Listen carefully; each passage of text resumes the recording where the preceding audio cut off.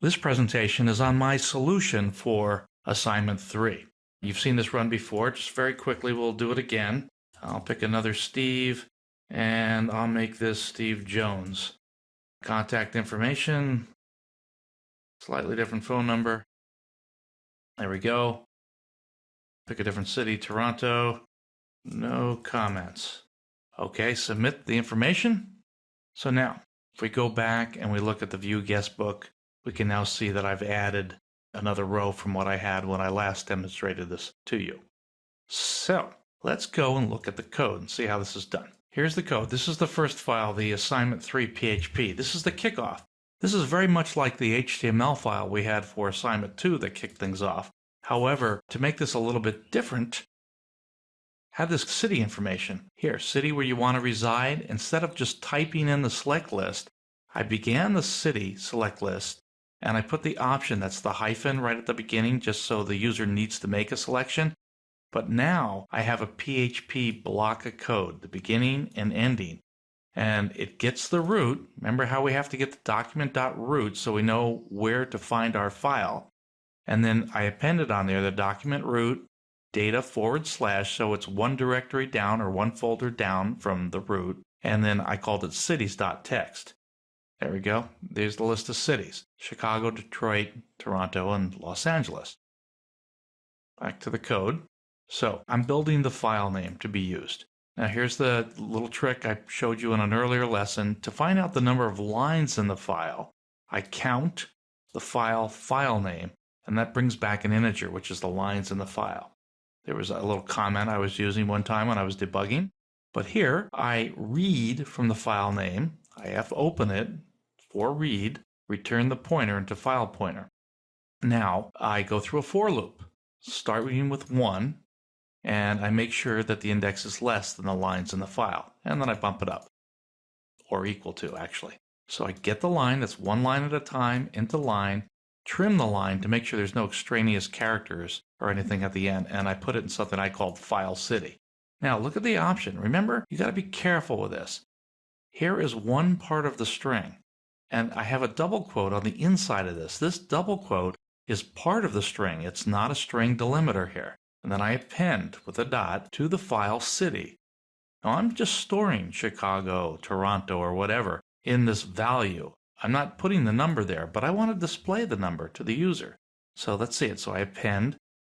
Now again, that's another string. Notice how there's 2 dots on either side of it. This is a string by itself, delimited by single quotes. But the double quote is part of the string, and it's going to close the attribute of file city within the tag that's generated. And we can always go back and look at that, actually. This is a kind of a debugging technique you may recall, is you can do a view page source here. Option value Chicago. See how those double quotes are there? Those are the ones that I'm generating as part of the string. And then 1: Chicago for option. Let's go back and look at the code. So I repeat the index thing for the index variable for the for loop. So I get 1, 2, 3, and then close it off. I put a colon afterward. Again, another string. And then file city. I repeat it again because obviously I want to show the user what city they're selecting. And then we end off with the last string, and it's an option. So I have something like 1, 2, 3, 4, 5, 6, 7 strings being concatenated together. So this can get tricky when you start mixing double quotes and single quotes. So be cautious when you code that. And it's usually good to maybe build up the statement one little section at a time to make sure that you've got it right. So there's not much more going on here from what we had before, except for this little link, for admin use only. Now I have a link here, an anchor tag. And I call localhost assignment 3 view guestbook. Now I mentioned that it would be good to have it open in a new window. So this is one way to achieve that. You can put target and _blank, and that will either open it in a new window or a new tab, depending on how your browser options are set up. And then just the words view guestbook. Okay, so that's all we had going on there. Let's go to the add to guestbook functionality. We get the data in the form, and it's the same kind of thing. We get the root, build the file name. Now we open for appending. It's got to be little a. I get the date from the date function into the contact date variable. I'm building up this output line using a delimited string. I'm putting these pipes in between all the information, contact choice. Now we have a lot more here than we had in the earlier example. Remember to put the new line at the end of the line, the \n, in double quotes, not single quotes. And so it emulates us having hit the return key and everything appears on a new line. Then we do the fwrite, the file pointer, on that output line. Okay, and then we close it out because we're only writing one line at a time. We don't need to loop here. And the display page stuff is just what you had before.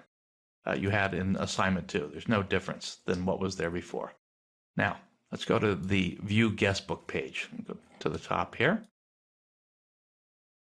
Got the logo, of course. I set up the table with a border of 1, and I've got the headings up here. You've seen this already. I'm not going to belabor that. Same thing, server on the document root over here. Build the file name. This time the file name is guestbook.txt as it was when we wrote it. Now here I'm going to check to see if the file exists. This is actually a good habit to get into. This is a function I have not shown you yet. File_exists, and you look at the file name.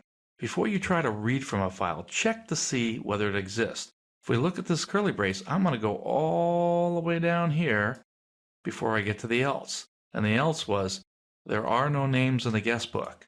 And when I first illustrated this to you, when I was explaining the assignment in the last lesson, we saw that run. So now, go down to the code. Now, I have to set up some blank displays, or I set up a variable that's a blank display and a line counter of 0. I actually showed you that in the debugging section, that needed to be initialized.